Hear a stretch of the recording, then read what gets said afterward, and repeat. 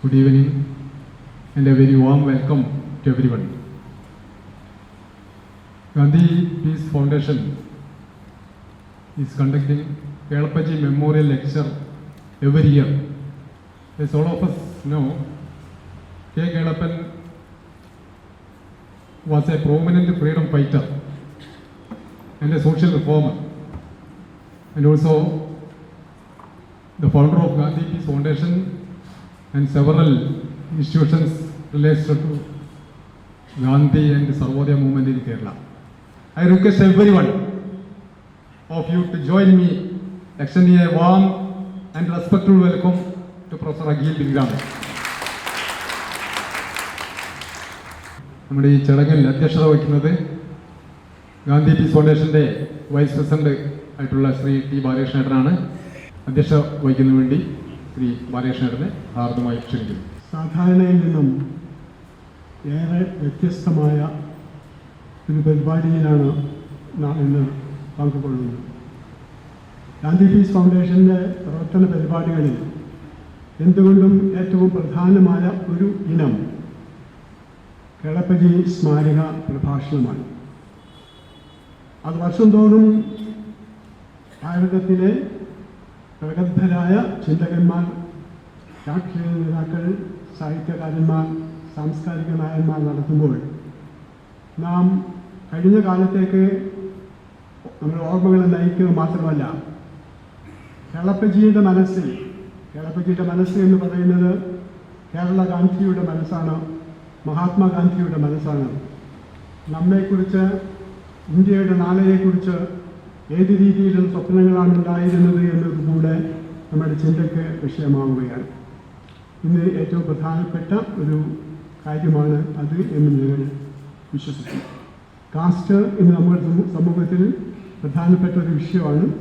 അതിനെ പല രീതിയിൽ കാണുന്ന ആളുകളുണ്ട്, പല രീതിയിൽ പ്രയോഗത്തിൽ കൊണ്ടുവരുന്ന ആളുകളുണ്ട്, എതിർക്കുന്നവരുണ്ട്, അനുകൂലിക്കുന്നവരുണ്ട്. അതൊക്കെ ഏറ്റവും തത്വചിന്താപരമായ രീതിയിൽ അഗാധമായി വിശകലനം ചെയ്ത് നമ്മോട് സംസാരിക്കാൻ പ്രൊഫസർ ബിൽഗ്രാമിക്ക് സാധിക്കും എന്ന് ഞാൻ വിശ്വസിക്കുന്നു. ഹൃദയത്തിൻ്റെ ഭാഷയിൽ സ്വാഗതം ചെയ്തുകൊണ്ട് ഞാൻ പ്രൊഫസർ അഖിൽ ബിൽഗ്രാമിയെ ക്ഷണിക്കുന്നു. I'd like to speak about Gandhi and his understanding of caste, partly because his views on caste have been the target of recent polemical criticisms by very considerable people, whom I have a lot of respect for, like Perry Anderson and Arundhati Roy. So I feel that I should try and address his views on caste, try and frame them in a larger context.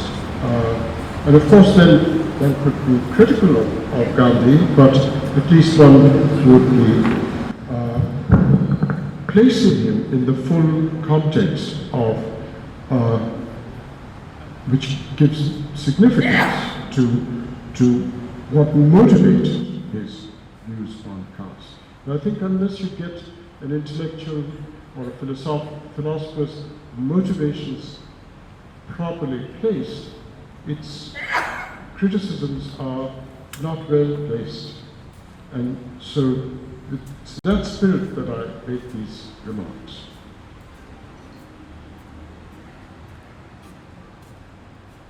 The most general thing to situate Gandhi's views on caste is Gandhi's critique of modernity. And since modernity is everywhere characterized by a capitalist economic formation, the way I would put it is that you can't understand Gandhi's views on caste unless you understand those views as situated in a critique of capitalist modernity and forms of political liberalism that everywhere have accompanied, or almost everywhere, not China today, but almost everywhere, historically, accompanied the capitalist economic formation. Gandhi was not a socialist, but Gandhi recoiled from capitalism every bit as much as Marx did. His recoil from capitalist modernity was not based on a critique of capital, as it was in Marx, but it was based on a critique of the effects of capital on the culture and the mentality of a people. So he didn't properly understand the nature of capital in the way that Marx did. But he understood, perhaps even more deeply than Marx, what effects capital has on a culture and on a people's way of thinking, their mentality. And Hind Swaraj is really about that. I think the deepest parts of Hind Swaraj are a critique of the effects of capital on the thinking, on the mentalities and cultures of a people, which he did not want for India. I want to begin with 2 points which set the stage for the larger framework within which I think we should understand Gandhi.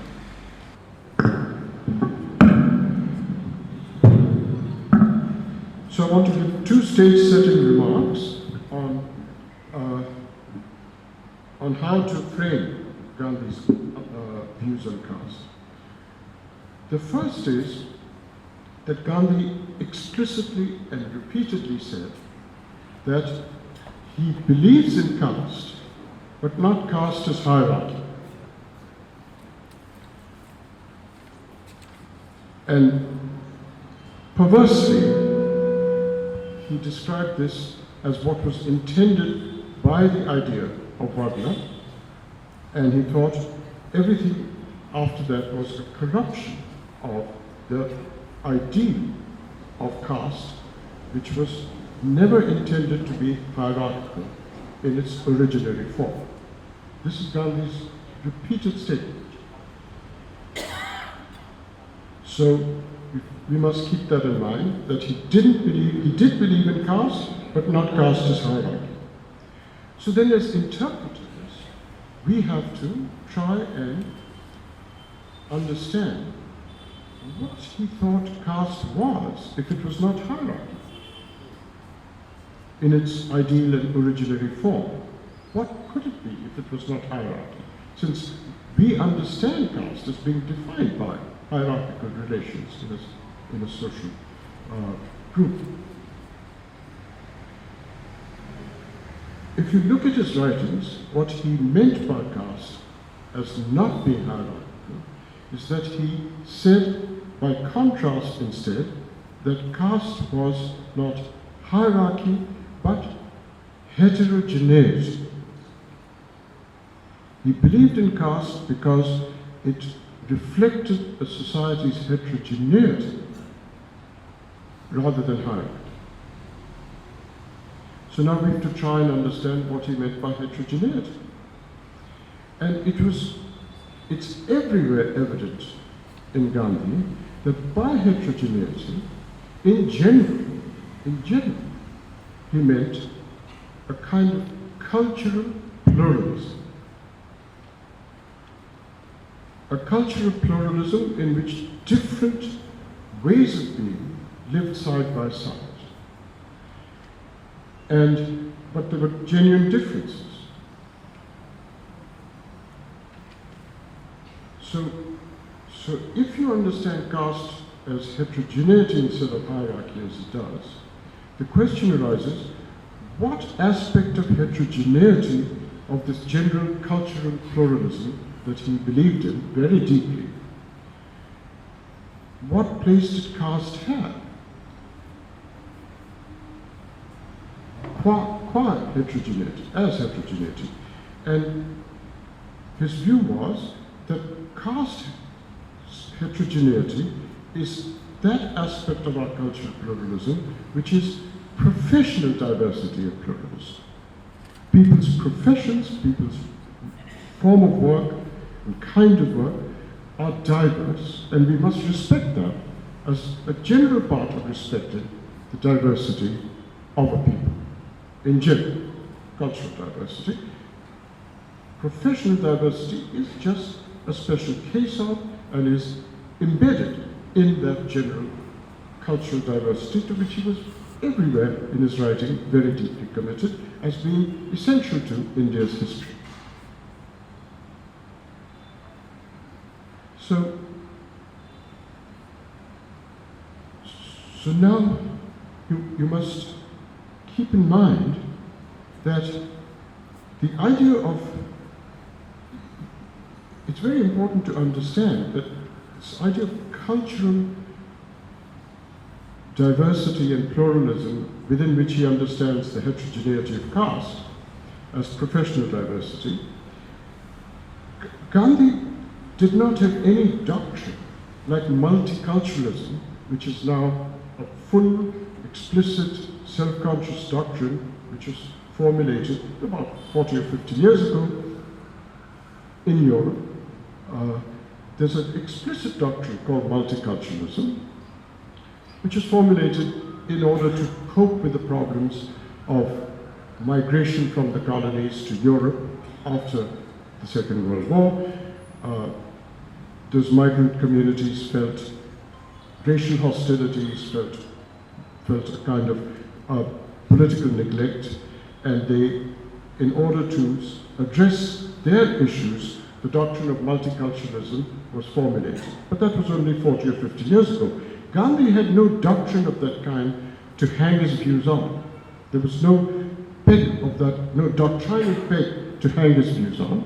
So he had to simply appeal to India's cultural pluralism to talk of the diversity that he felt caste provided in the professional aspects of society, in work, in forms of work.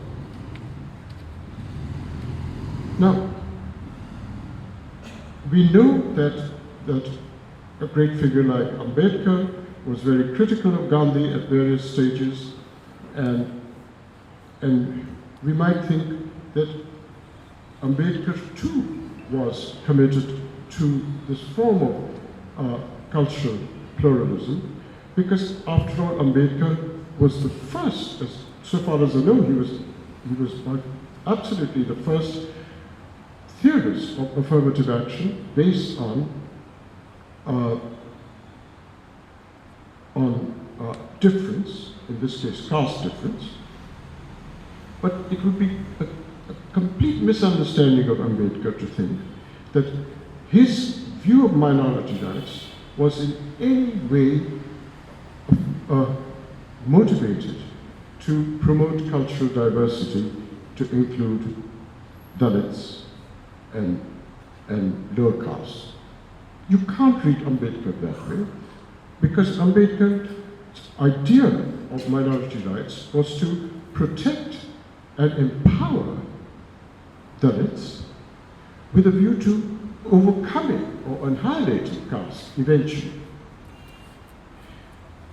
So it can't possibly be read as a form of multiculturalism. His view of minority rights can't be read as a case of multiculturalism, because multiculturalism tries to preserve the identity of those for whom it's been formulated. Ambedkar wanted to annihilate the identities of caste. So you can't read him as a kind of proto-multiculturalist. You can't read his account of minority rights as a kind of proto-multiculturalism in the way that I'm reading Gandhi's understanding of cultural pluralism. So I'm reading Gandhi as a proto-multiculturalist. He wasn't a multiculturalist because that doctrine was not in the air. So he had this unself-conscious multiculturalism, or what I call cultural pluralism, and nothing in Ambedkar speaks to that, because Ambedkar's interest in the minority rights of caste was not a multicultural interest, but an interest to protect caste empower them until you got rid of their caste identities, annihilated it. Whereas Gandhi wanted to preserve the identities of the cultures of a pluralism. So there's a big difference between them. In fact, if you look at Ambedkar's sympathetic remarks about Muslims as a minority, who needed to have their cultural identity preserved, even if it meant, and Ambedkar was very sympathetic to the idea of a separate nation for Muslims, because he thought when it comes to something like Muslims, you do want to preserve their identity, and even if it means giving them their own nation. And he was sympathetic to that idea. But for castes, he had a completely different view of what made them a minority. All right, so that's one stage-setting point, that I think you've got to understand Gandhi's wanting to retain the idea of caste, but not as hierarchy, but as heterogeneity in the ways that I've tried to expound. That's the first point. The second point that sets the stage of my remarks is that Gandhi's views on caste kept changing over the decades of the national movement. Right from 1927 onwards, he began to say, along with Ambedkar, or things very similar to Ambedkar, and this culminated in the mid-30s in his famous essay, Caste Must Go, in which he spoke in terms that are synonymous with Ambedkar's ideas of the annihilation of caste. So his views began to change. Initially, he had an idealized view of caste as heterogeneity rather than hierarchy, and then over the years, he changed his views in ways that are extremely interesting, and you have to ask what made him change his views. Ambedkar played a role in changing his views, but the background and major role was played by the fact, and I'll come back to this at the end of my lecture, the major engine for his changing of his views on caste is that the British Crown was granting concessions, constitutional concessions to the Indian people for increasing forms of self-rule through constitutional measures. And so over the decades of the national movement, the British Crown offered these constitutional concessions. As a result, Gandhi had to speak to these concessions that were being offered. Ambedkar was steering the concessions along certain liberal constitutional lines of affirmative action. So Gandhi had to speak to those demands, and when speaking to those demands, he began to change his views and came around in the period from 1927 to 1935 to saying that caste must go. And that's a famous opinion piece of his in which he argued that with a lot of passion. So that's the second stage, that Gandhi's views are evolving, and he had an idealized view of caste from 1909 to roughly the late 1920s, and then he began to agree with Ambedkar when the issue became a liberal constitutional set of demands that came from the Crown's constitutional concessions to the Indian people. Okay, with those remarks in place, I want to now return to his understanding and critique of capitalist modernity, within which I want to situate these 2 points about caste. There are 2 remarks of Gandhi which are very important to keep in mind. One of them is what he says about money. He says in more than one place that money is a great corrupter of society. In Europe, the introduction of money corrupted European society. He says money creates a kind of standardization of inequalities. Inequality, he says, would be all right if you can have inequality in respect X, but then make up for it in a reverse inequality in respect Y. But once you get money, it standardizes everything, and inequality is now along a single uniform line, which is provided by money. So he thinks money is a distorting, corrupting influence on a society. But this point would be superficial if you didn't understand another very important remark he makes, which is central to his thinking, in which he says the very subject of economics and what it studies, i.e. something called the economy, is a fraud. And I actually believe that myself. I think economics is a fraudulent discipline, especially as it's practiced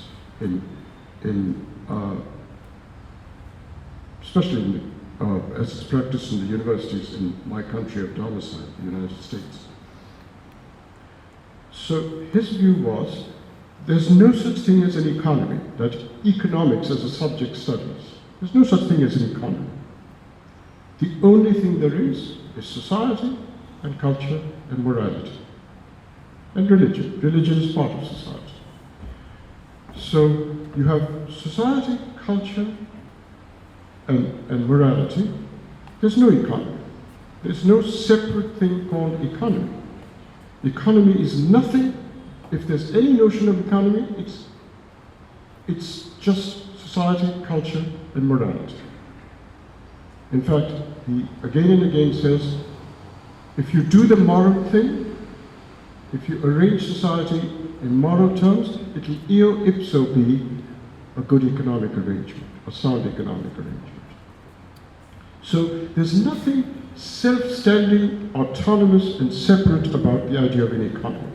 That comes with the introduction of money in a deep and pervasive circulatory form. So for him, there's nothing but society and culture, no economy. Now, we have to ask, what does that mean?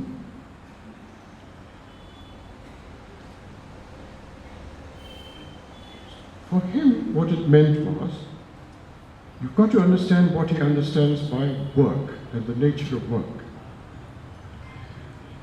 Work for Gandhi was not, as it was when you have an economy, was not a way, was not a way of earning a living. It was a way of living. You did work not in order to earn a living.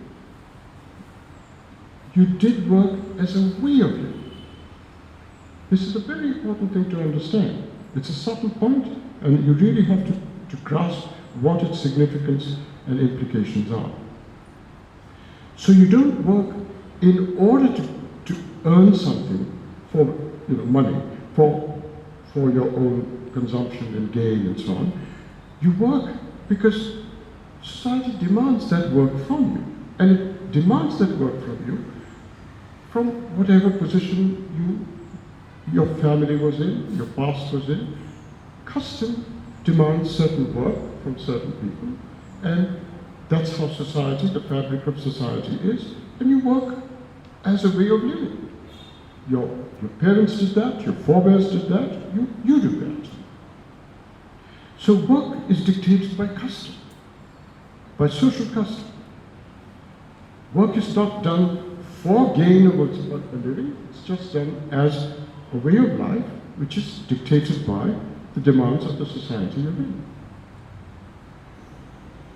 So that's a very important, and so for instance, the peasants, he says, I don't deny that peasants do the work for their overlord, because that's what the overlord demands of them.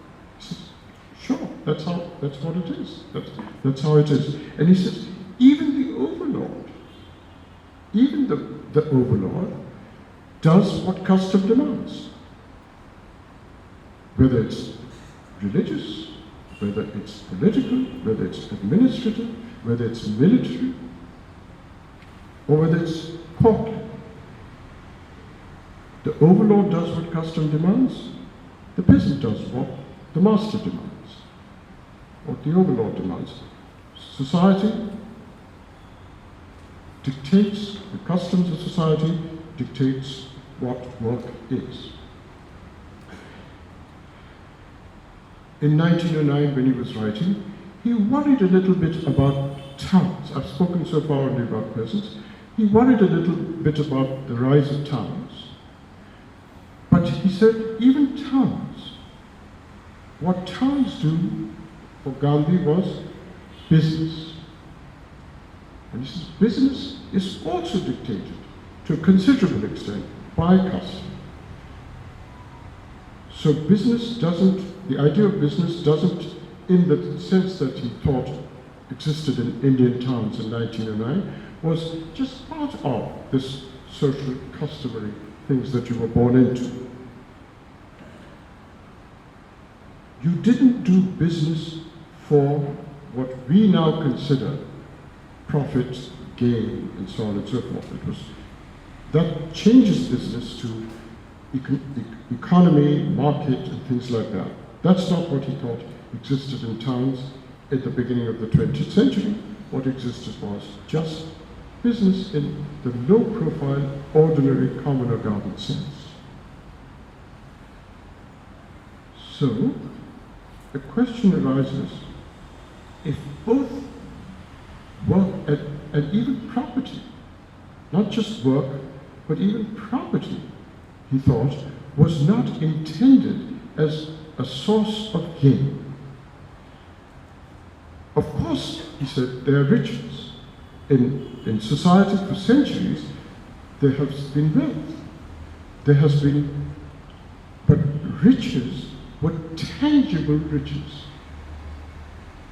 There was mansions, there were palaces, there was glittering dress, there was jewelry, there were forts, there were armaments. That's what wealth and riches were. They weren't cash, money intended for investment to get more cash and money as profit. That came with the rise of the notion of economy. So wealth was tangible and not intended as a source of cumulative, recursive, additive gain. So both work and property are defined by custom, social past and practice, and not by some self-standing thing called economy. So what does economy as a self-standing thing, how does it begin, and what is its significance? What the notion of an economy as it emerged in modernity for Gandhi was that labor, work, labor lost its moorings in custom, it lost it and became untethered from social custom, and labor became something that each person possessed by the very fact of possessing a body which was able and capable of work. Each person possessed his body to sell in an open market as a commodity, losing its grounding in social custom, which could be hereditary, losing its grounding in social custom, available to sell by each person in a market. And then you get the notion of commodities as saleable labor is saleable, in a free, atomized individual who gains in freedom but loses in social grounding. Right? That becomes, he says, the beginnings of a capitalist economic formation, beginnings of modernity for him. It generates the notion of an economy, because now you have an independent system called a market, which is abstracted away from the only market he knew, which was the marketplace. So the marketplace becomes abstracted into a much more abstract notion in which labor becomes a commodity for each individual to sell as a free individual. So you lose your base, your grounding, you lose your ties to custom, social custom, and become a free agent selling his or her labor in the open market. Now you have an economy, now you, for an income in terms of money. He thinks that this is the beginning of the fault line of capitalist modernity, and he says it introduces the notion of doing work and having property for gain and profit.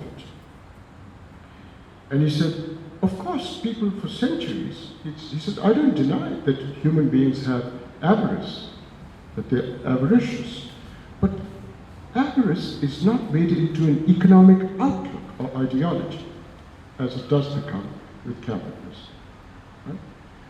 And once you get it, once you do things, including use your money for gain, you get a completely different conception of a society, in which economy now becomes an autonomous realm. So you have religion, culture, society, and economy. And people's outlooks become oriented towards. So you can talk of a person's economic orientation. He says, until modernity, there was no economic orientation. There was cultural, social orientation. Nobody had an economic orientation. So it's all of this requires one to understand that when he wants to say that India is at the crossroads, hence Swaraj is really about this, India is at the crossroads that Europe was in early modernity, when money and economy were first emerging in this pervasive form that transformed society. And he says, we are in the same situation that Europe was in early modern Europe, and we should not be taking the path from that early modern Europe took to late modernity in India. Now, back to caste. What is the role of caste in staving off these developments in Europe that he did not want for India? Well, the role of caste, he said, was as he understood it, not hierarchy but heterogeneity of profession, was a way of resisting the untethering of human subjects from their social grounding and custom, brought about by the notion of a market and an economy where individuals get untethered, ungrounded from their social situation and sell their labor in an open market. Caste, as professional diversity given to you by social custom and past, is our way of resisting that development of capitalist modernity. That's the idea. That's the reason why he says caste as heterogeneity, as professional diversity, is our way today of resisting these developments of Europe, which he did not want for India. That was his critique of modernity and placing the importance of caste within it. Now, it's a very interesting thing that you and I have been brought up in societies in which even as leftists, even as so-called progressive people, we tend to think, following Marx, but following a whole range of modernizing theories, sometimes called modernization theory, etc. But Marx was a very somewhat different, but nevertheless brought into some skeletal form of modernization theory, which is that even for Marx had a notion of primitive accumulation, which there's a profound discussion of it in part 8 of Capital, Das Kapital, and in it, Marx says that primitive accumulation is the idea that peasants and artisans, but let's talk primarily of peasants, what he called petty producers. Petty producers are peasants and artisans of a certain stripe. They get dispossessed of their means of production. Primarily, peasants get dispossessed of their land for capitalist projects on the land. And so they lose their mooring in the social customs, what Marx called primordial ties. So the primordial ties, religion, caste, tribe, clan, all these primordial ties are undermined by primitive accumulation, because when you lose your land, when peasants lose their land for capitalist projects, as Amartya Sen said, you created Londons and Manchesters by dispossessing people of their land and putting capitalist projects there, and Londons and Manchesters emerged. Amartya Sen actually says that's a good thing. When all these protests were happening about Singhal, Amartya Sen came out against the protests and in support of the Bengal government's granting corporate projects to the dispossession of the Bengali peasantry. So Marx says this kind of primitive accumulation, the dispossession of peasants from their land, Marx was very critical of it, but he said that the good thing about it was that it undermined primordial hierarchies of caste, religion, tribe, clan, etc. It undermined those differences. So even Marx thought that it was a way of getting rid of such things as caste, to adopt this notion of economy, market, and so on. Now Marx, of course, wanted that to be overcome by solidarities of working people now in towns, working on machines, and their solidarities would give rise to new forms of socialistic transformation. But that was Marx's eventual vision, but Marx thought that primitive accumulation was on the way to that development, and it was a good thing because it undermined primordial hierarchies of caste, etc. Gandhi didn't believe that.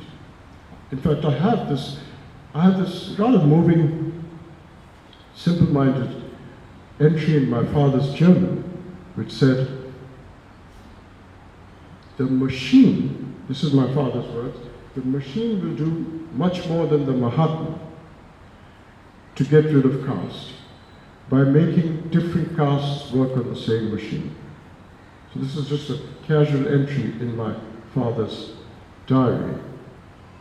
It's that view of modernity that Gandhi was against. So let me try and explain why. Why was he against that? That view that my father crudely summarized, but which is there in a more sophisticated form in Marx's notion of primitive accumulation.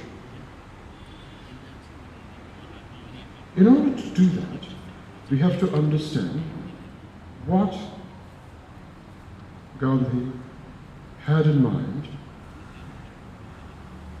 when he said we must not go down that path. He didn't mention Marx, he didn't mention primitive accumulation. He just said we cannot go down the European path of overcoming caste. That's not the path we must go down. That is a path of adopting primitive accumulation, developing an autonomous notion of economy independent of society, creating a market society in which labor is now free, untethered from social custom, and will overcome caste because it loses its grounding in social custom. We don't want that. In fact, Gandhi says, not only do we not want it, we can't really have it. Okay, so I want to explain what is meant by you can't really have it. You can't have what Europe got by way of getting rid of primordial ties and hierarchies. Why couldn't India, when Gandhi was writing, according to him, go down that path? Not only should it not go down that path, he said it cannot go down that path. Why not? Here is how I've allowed myself to think of it and interpret it. What he means is captured by what I will present as a counterfactual thought experiment. The thought experiment is this. I said counterfactual, so let me tell you what the factual is and then ask you to imagine the counterfactual. The factual is this. When there was primitive accumulation in Europe, when people were dispossessed of their land all over Europe, with the rise of capital, with the rise of capitalist projects that created their great cities of London, Manchester, and so on, they migrated in massive numbers to different parts of the temperate belt. They migrated to the Americas, Canada, what is now the United States and Canada. They migrated to Australia, they migrated to New Zealand, they migrated to the southern corners of Africa. All of this was the migration of dispossessed peasantry to different parts of the temperate belt. Gandhi said, where are the dispossessed of India to go? By primitive accumulation. There can be no mobility of dispossessed labor for Indians. Where are they going to go? So imagine the following counterfactual. Suppose Europe, the people who were dispossessed in order to create its great capitalist economic formations and capitalist towns, imagine what would have happened if they couldn't go to the other parts of the temperate belt in massive numbers. They just couldn't go. Suppose there was the same lockdown of labor mobility as there is for Indian peasants. What if they were forced to be sedentary and stay in Europe? What if there was no such waves of labor mobility for the dispossessed in Europe? Would capitalism absorb them? There's massive numbers of peasants who went off to create diffused capitalism in every other parts of the world. They would not. They would be stuck in Europe. They would be outside of capitalist production. And Gandhi said, that's the factual in India. What I'm presenting as the counterfactual in Europe is the factual in India. So this idea that primitive accumulation is going to liberate you from caste and primordial hierarchies is not going to happen here anyway. So for Gandhi, it was just wrong to think that you could overcome caste by these developments that even Marx, leave alone capitalist modernizers, but even Marx thought was the way to overcome primordial hierarchies of caste. Gandhi said, Maybe that could happen in Europe because the fact of widespread migration, that fact is not a fact in India. So we would be not able to overcome these caste hierarchies through that form of modernity, which he said is not for us in any case. As a result, unlike Ambedkar, Gandhi thought the only way to reform, to undermine the contaminations of his idealized view of caste through the developments of invidious hierarchies, the only way to do it was to internally reform caste within Hinduism. It was not going to happen through primitive accumulation. It wasn't going to happen through capitalist modernity. It must be done, therefore, by, since there's only society and no economy, it must be social reform from within Hindu society. It's not going to come from generation of a notion of economy, so it can only come through internal social reform within Hindu society. But it's very important to understand that for him, what he meant by social reform was not the notion of social reform that was prevalent in the 19th century, the second half of the 19th century, by modernizers who were influenced by European rational thought. It was not that notion of social reform. For him, the social reform was genuinely internal to many aspects of Hindu society, and D. Nagaraj has a wonderful article on what those internal elements were. There were, bhakti, including the early Varkaris, there was Buddhism, Jainism, there was various sects like Satnami and Mahima and so on. These were the bases of internal social reform, not the social reformers of the modern form. Bengal is the most clear example, which was schizophrenic, appealing to European ideas and so on. Not that notion of social reform, but a quite different notion of social reform. All right, so that's, I think, the way to understand why, unlike Ambedkar, who was prepared to accept a modern form of liberalism, constitutionalism, and so on to attack caste hierarchies, Gandhi thought it couldn't happen that way because that form of liberalism and so on only came with the capitalist economic formation, and instead you had to simply recoil from that, preempt that from happening in India, and try and reform it along these different lines. That explains the differences between them. And I think some of the invectives against Gandhi just simply do not situate his remarks in this entire way of thinking in Gandhi. And therefore they find him to be some kind of social reactionary and conservative, but it's based on a much, much more deep understanding of what he's against in capitalist modernity, and it's not just a simple social conservatism. How much time do I have? I mean, I've got a lot more to say, but I'm happy to. How much have I spoken? No? Okay, so now here's a very interesting thing that I want to come back to the second of my stage-setting remarks about his changing views.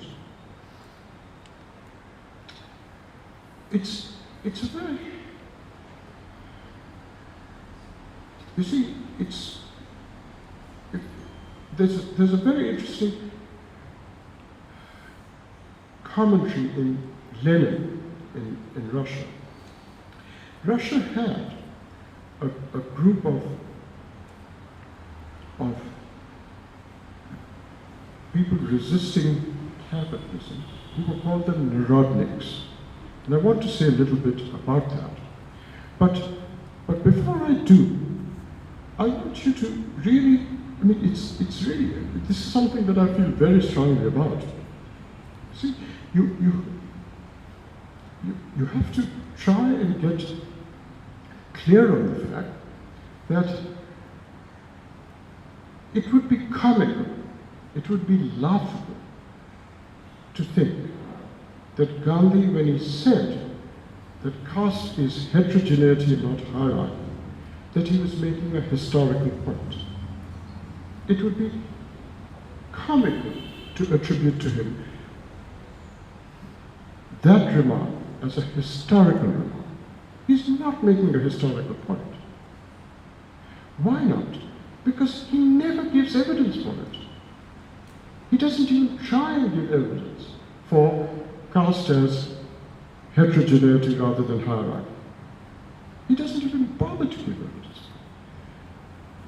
You can't possibly attribute to someone a claim about history when he gives no effort to historically provide evidence for it. In fact, Gandhi does not even provide evidence for India's cultural pluralism. It's not how he proceeded. Jawaharlal's discovery of India is a much more conscientious effort to talk about India's cultural diversity than anything that Gandhi, I mean, nobody takes Jawaharlal's discovery of India seriously as a piece of historical scholarship, but still it tries to provide evidence for it. Gandhi never tried to provide evidence for it. So you have no effort to historically ground the rise, the existence of caste as heterogeneity and how it got corrupted, which Gandhi admitted it did, into caste hierarchies. No way does he do that. I mean, Kosambi tries to do that by looking at Harappan civilization, looking at how Brahmana caste conceptions emerged in the successors of Harappan civilization. He never tries to do what Kosambi and others did. No way. So then you have to ask, if he nowhere tried to do it, it would be absurd to present him as a historian, an amateur historian, making a manifestly false historical and empirical claim. So my view is that you have to see his idealized notion of caste as heterogeneity rather than hierarchy,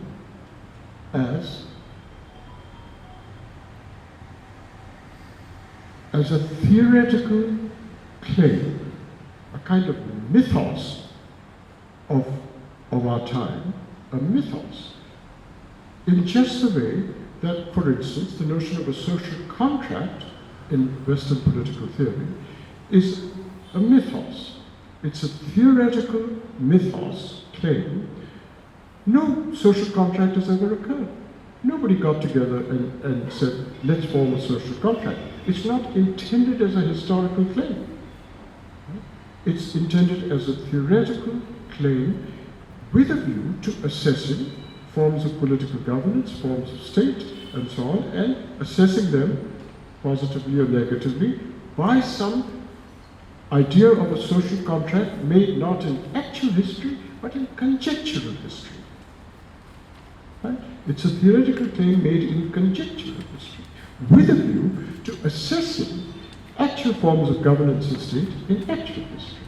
Right? That's what the social contract is, and that's what this idea, this idealized idea of normative idealization of caste as non-hierarchical but heterogeneity is for, with a view to assessing how to overcome the hierarchies that did develop and corrupt the ideal form. And he wants to say that if you take his whole framework that I'm presenting, he wants to give a negative assessment of the idea that if you adopt modern forms of economy and market, you will get rid of caste, as even Marx claimed, leave alone ideologues of capitalism. So that's the motivation behind the talk of an idealized notion of caste.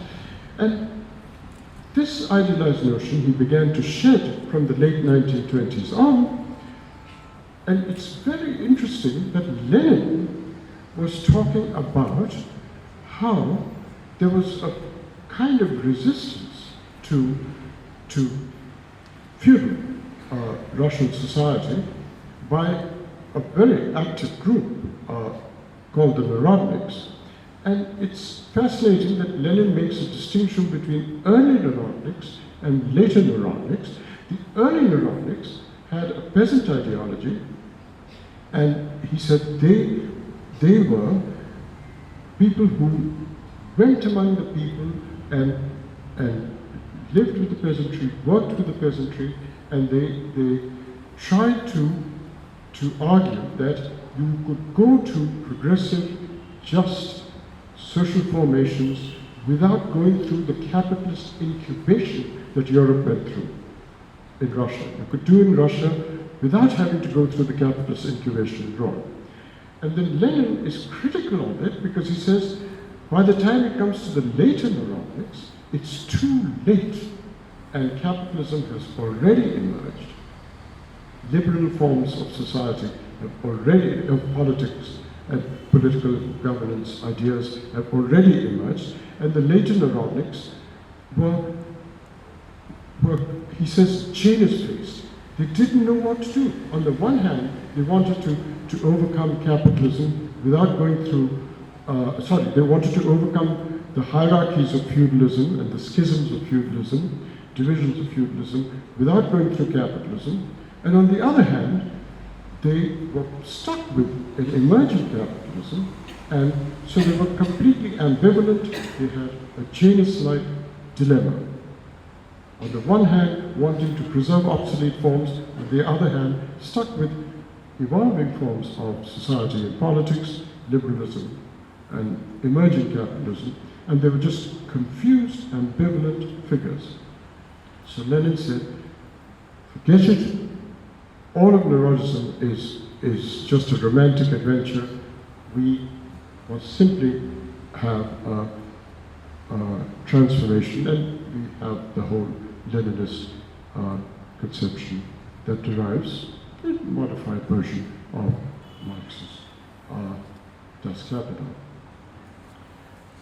Gandhi was stuck with ambivalences of that Janus-based kind, because by the time it came to the late 20s and 30s and onwards, the British Crown had granted liberal constitutional concessions. Capitalism was emerging in a more fully emerging form than when he was first writing Hind Swaraj. He was stuck with these changes. Ambedkar was skillfully using the constitutional concessions to argue for representative ideas and affirmative action ideas for Dalits.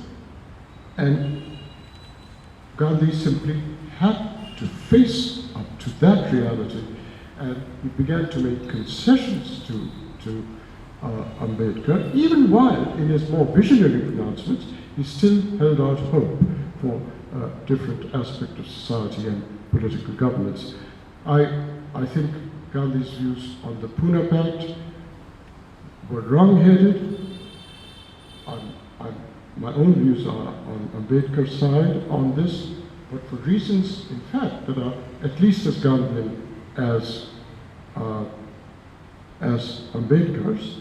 And I don't want to spell out my criticisms of Gandhi on the Pune Pact unless it comes up in discussion, because I think I've spoken for too long. I'd like to leave things for it.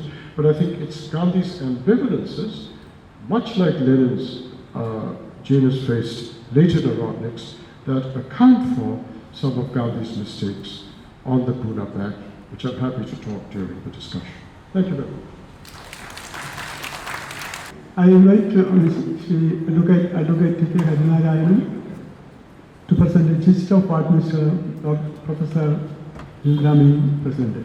ഏറ്റവും പ്രധാനമായ കാര്യം ആധുനിക മുതലാളിത്തം എന്നുള്ളതാണ് ജാതിയേക്കാൾ മോശമായിട്ടുള്ളത് എന്ന അദ്ദേഹത്തിൻ്റെ മനസ്സിലാക്കലിൽ നിന്നാണ് അദ്ദേഹം ജാതിയെ ഒരു തരത്തിൽ നിലനിർത്തേണ്ടതാണെന്ന് ആദ്യകാലങ്ങളിൽ വാദിക്കുകയും എന്തുകൊണ്ട് അത് പ്രയോജനാത്മകമാവുകയും ആണ് എന്ന് പറയുകയും ചെയ്തിട്ടുള്ളത്.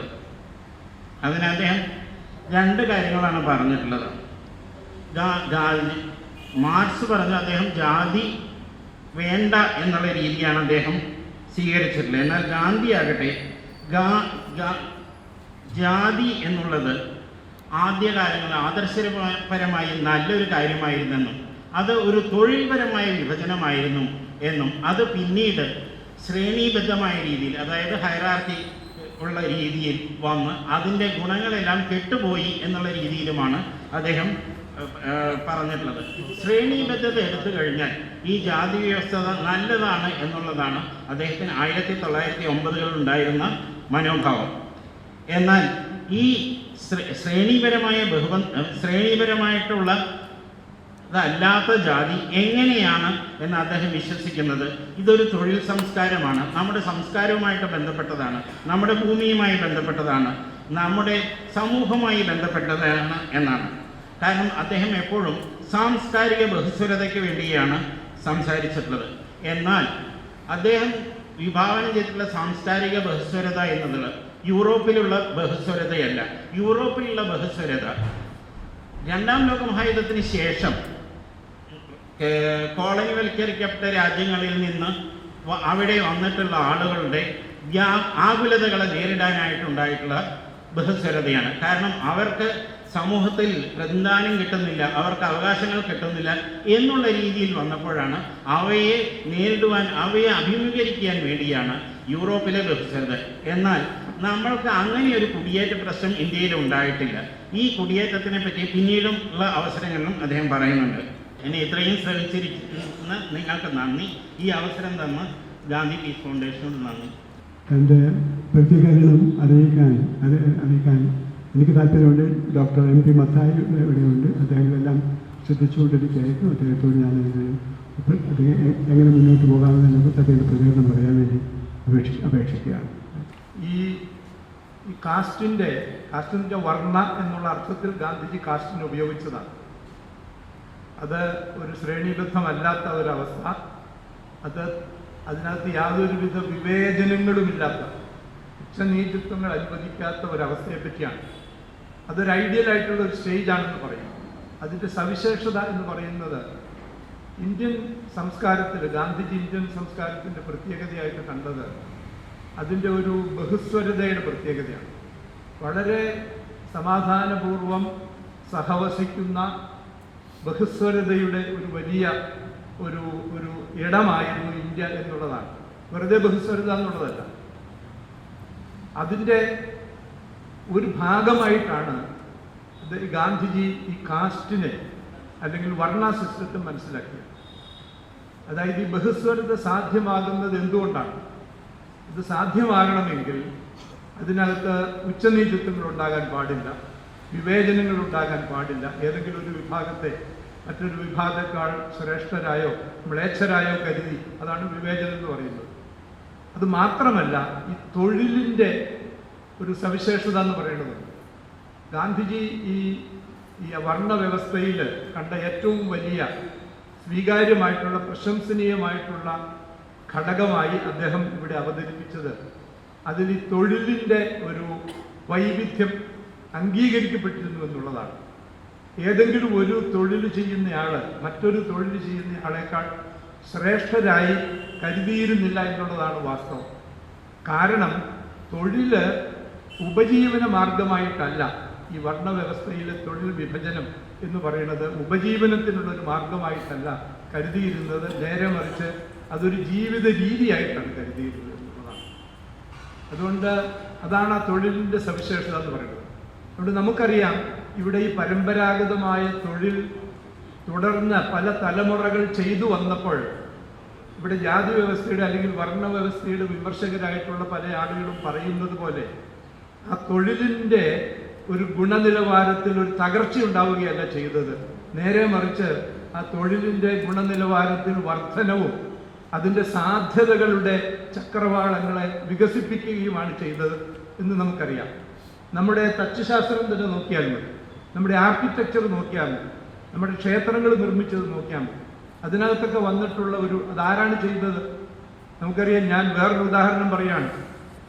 അമേരിക്കയിൽ ഈ സ്റ്റാച്യു ഓഫ് ലിബർട്ടി അത് പുതുക്കിപ്പണിത് കഴിഞ്ഞപ്പോൾ അവരൊരു വെടിക്കെട്ട് നടത്താൻ തീരുമാനിച്ചു.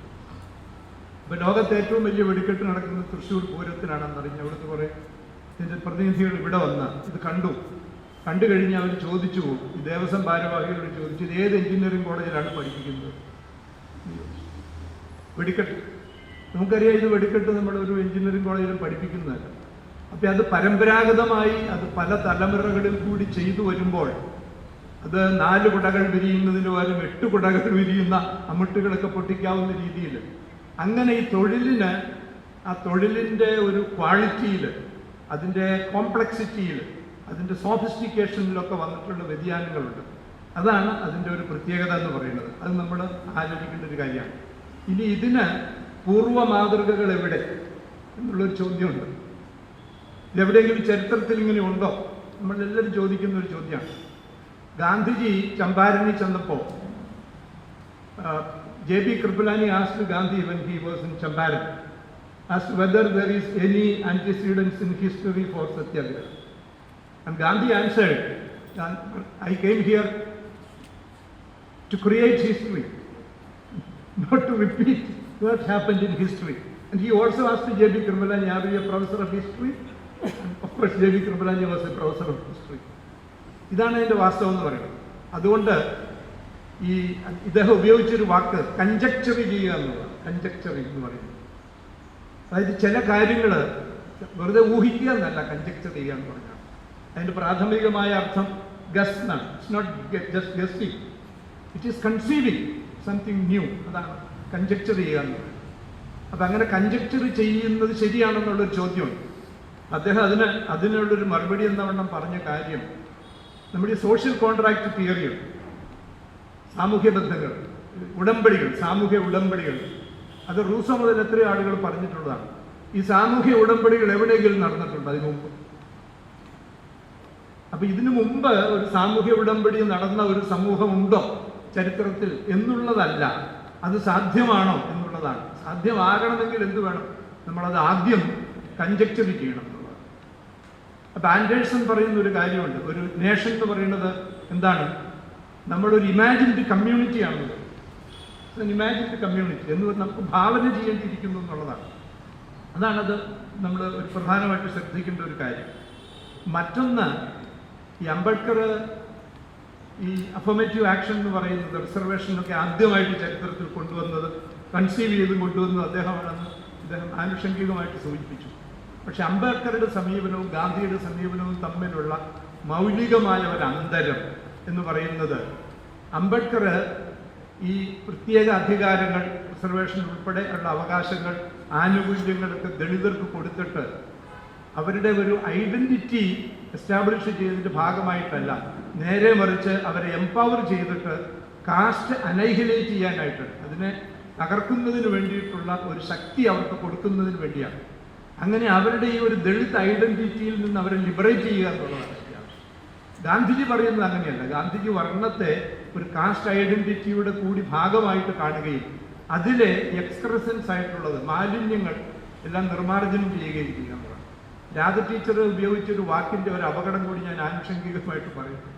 ഈ പ്യൂരിഫൈ ചെയ്യുക എന്ന് പറയുമ്പം നമ്മളതൊരു മതപരമായ ചില ചടങ്ങുകളിൽ കൂടി ഗോമൂത്രം തെളിച്ച് ശുദ്ധീകരിക്കുക എന്ന് പറയുന്നത് പോലെ ഈ ശുദ്ധീകരണത്തിൻ്റെ, അത് അശുദ്ധവും ശുദ്ധവും എന്നുള്ളൊരു വ്യത്യാസത്തിൻ്റെ പ്രശ്നം വരും.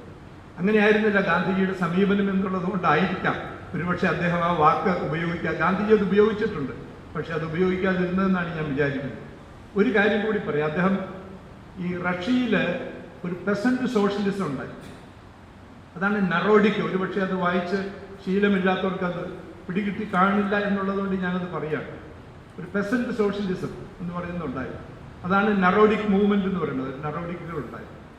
അത് അവരുടെ ഇതുമായിട്ട് ഗാന്ധിജിക്ക് ഈ ജാതിയോടുള്ള സമീപനത്തെ ഈ നറോഡിക്കുകളുടെ ആദ്യകാലവും രണ്ടാമത്തെ കാലവും തമ്മിൽ ഉണ്ടായ വ്യത്യാസം പോലെ ഒരു വ്യത്യാസമുണ്ടെന്നാണ് പറഞ്ഞത്.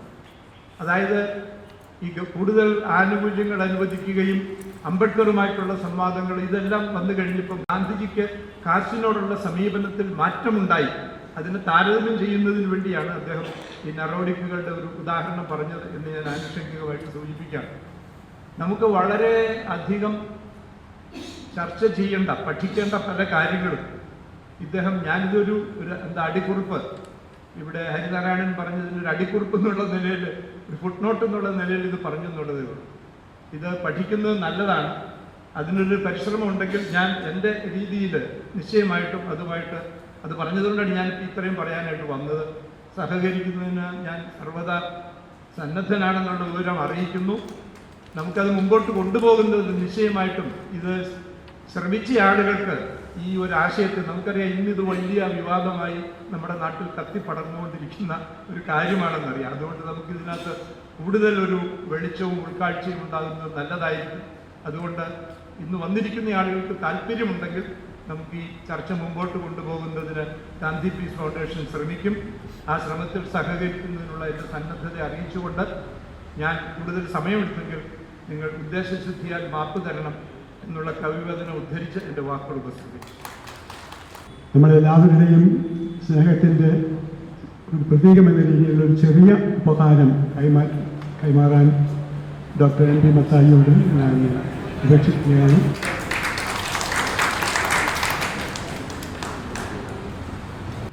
അവസാനമായി നന്ദി പ്രകടനത്തിന് രഘുനാഥ മാസ്റ്ററെ ക്ഷണിക്കുന്നു. I extend my sincere thanks, most sincere thanks to Professor Akeel Bilgrami for delivering a speech on understanding Gandhi to this auditorium. And I think his keen observation or critical observation and thought-provoking words truly inspiring us. And we hope we can continue this idea and this program.